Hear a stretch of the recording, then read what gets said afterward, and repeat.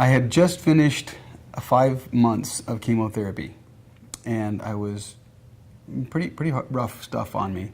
And they took a baseline CAT scan at the end of it, and then 2 months later they took another CAT scan to see if the tumors that they had shrunk down had stayed small or if they were growing again. And the second CAT scan indicated that the tumors had just come roaring back, and they were as big or bigger than they were before the first 5 months of chemo. So they scheduled me immediately for another 5 rounds or 5 months of chemo, and nastier drug yet.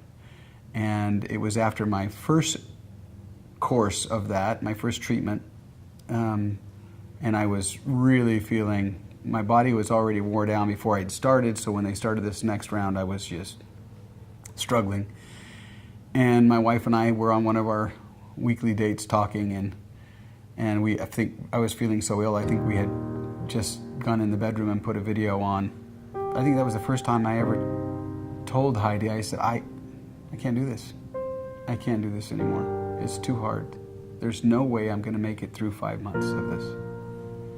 And I'm done. And she looked at me, and in all her awesome wisdom, she said to me, Rick, you don't have to make it through 5 months. And I was like, what, do you know something I don't know? And she said, you just have to make it through today.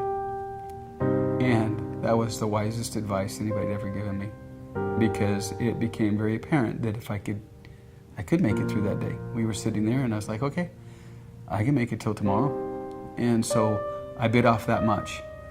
And throughout that treatment and since then, every time I feel overwhelmed and I think, I just can't do this anymore, I think back to that night when she said, you don't have to make it through 5 months or 5 years or whatever I'm looking at, going, this is just too much.